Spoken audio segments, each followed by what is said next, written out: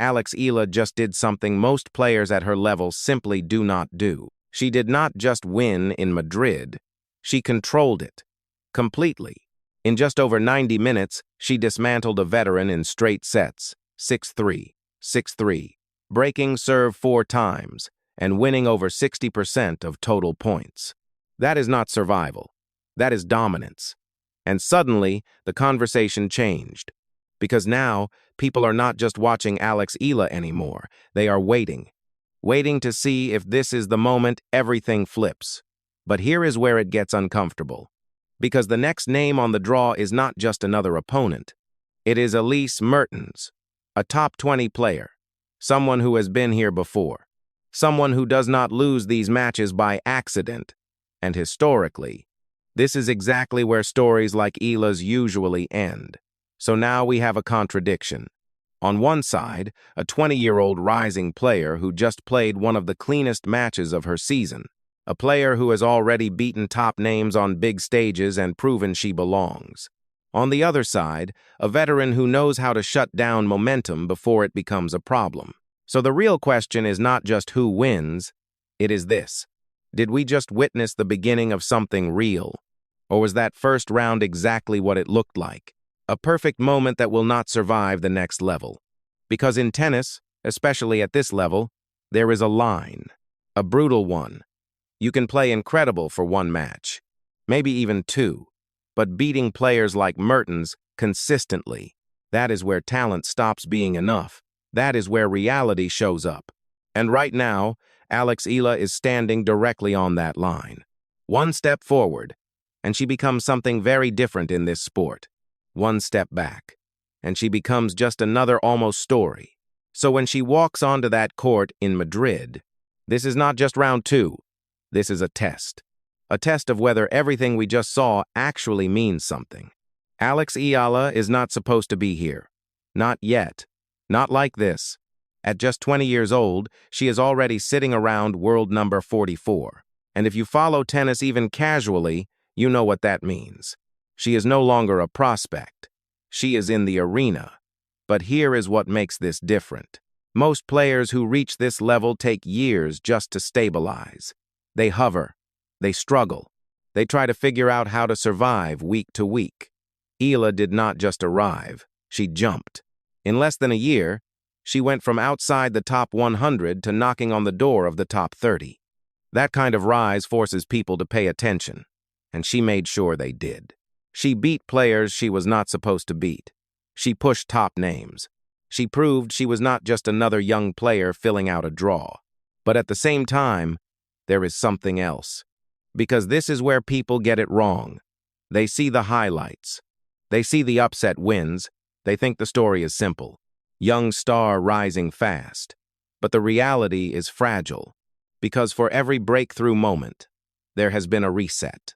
For every big win, there has been a match where things did not click. Matches where the serve broke down. Matches where the pace was just not enough. And that is the part nobody talks about. At this stage of a career, talent gets you noticed, consistency keeps you alive. Right now, Eala is still between those two worlds. She has the game to beat almost anyone on a good day. But she has not proven she can do it again. And again, and again. And that is why this moment feels different. Because it is not just about one match anymore. It is about whether she can hold it, carry it into a different level of pressure, a different opponent, a different expectation. And if you have watched tennis long enough, you already know what usually happens next. Momentum disappears. Reality shows up. So here is the real question. Is Eala actually breaking through? Or are we about to watch the same pattern repeat? Because here is the part nobody wants to admit. The rise is exciting. But the fall, that is where the truth shows up. Go back just a few weeks. Miami. Eala comes in confident. Dangerous. She wins matches, builds momentum, and then she runs into a higher level. Straight sets loss. Not close. That matters. Because it was not just a loss. It was a reset. Now you see the first layer. She can beat players below a certain level. But when the level rises, something breaks. Now move forward. Another tournament. Same pattern. Win. Momentum. Step up. Loss. And every time that cycle repeats, it leaves a mark. Because confidence is not built on one win. It is built on what happens after. So the real question becomes simple. Can she handle what comes after success, or is success itself the problem? Now take it further. Another opportunity, another test, another loss when the level jumps. Not random, not unlucky, a pattern. 3 tournaments, different opponents, same result when pressure rises. So now the problem is clear. This is not about talent, it is about translation. Something in her game, or something in her mindset, is not holding when the margin disappears, and that is uncomfortable. Because not every player solves this. Some stay in this exact zone for years, good enough to win, not consistent enough to break through. And that is the line. Eala is standing right on it. Now bring it back to Madrid, because this is where everything becomes real. She just beat a former Grand Slam finalist 6-3, 6-3. Clean, efficient, controlled. She dominated both serve and return. This was not survival. This was control. So now the question becomes sharper. Is this the version that breaks the pattern? Or just another setup? Another perfect performance before the drop?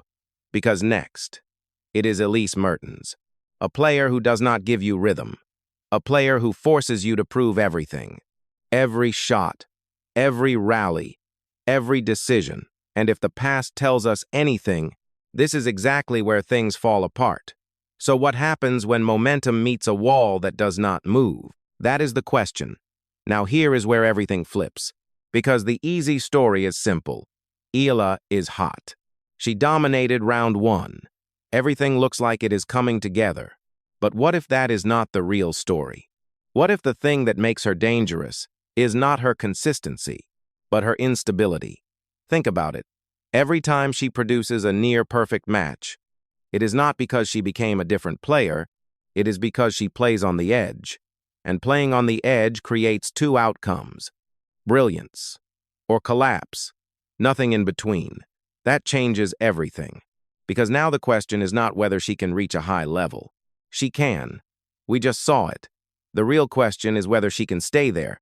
And here is the twist. Players like Mertens are not built to beat your best. They are built to wait for your drop.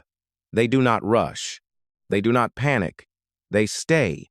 And if your level slips, they take everything. So now look at Eala differently. Her biggest strength is also her biggest risk. She takes the ball early. She attacks. She opens angles. That is why she can dominate. But when timing is even slightly off, everything unravels. And we have seen that before. Not a lack of talent, a lack of margin. So now this match becomes something else. Not momentum versus experience, but volatility versus stability. A player who needs to stay high against a player who only needs her to drop. And most matches are decided by who drops less, not who peaks higher. So now the question becomes brutally simple. Not can Alex Eala win, but can Alex Eala stay Alex Eala for 2 full sets? Now look at the numbers, because they tell the same story. She is aggressive on return. She takes control early. That is why she can beat higher-ranked players. But her serve, especially second serve, becomes vulnerable under pressure. And players like Mertens will find that again and again and again. We have seen it. Leads built, then lost. Moments where closing becomes the hardest part. That is not random. That is structural. Now compare that to Mertens. Consistency, defense, patience. She does not give points. She takes them. And she waits. Waits for your level to drop. So now everything connects. If Eala plays freely, she can win. If the match tightens, the margin disappears. And suddenly, the same shots that win points start missing. That is the reality. So now we come back to the beginning. What did we just watch? The answer is both. It was real, and it was fragile. She is good enough, that is proven. But the real question is not how high she can go. It is how long she can stay there, because that is what separates good from great. Not the peak, the consistency. So when she steps on court against Mertens, everything becomes simple. If she holds her level, she can win. If she drops, even slightly, the match changes. And that is the truth. Because breakthroughs are not moments, they are patterns. And right now, Eala is building one, or breaking one. So this next match is not just another round, it is the answer. And if she gets it right, if she holds that level, if she proves it was not temporary, then everything changes. She is no longer a dangerous name. She becomes a problem for everyone. And if not, then nothing changes. She stays right where she is, capable of brilliance, but not living there. So now it comes down to this. One match, one test, one moment that decides which version is real. And if you have been watching closely, you already know.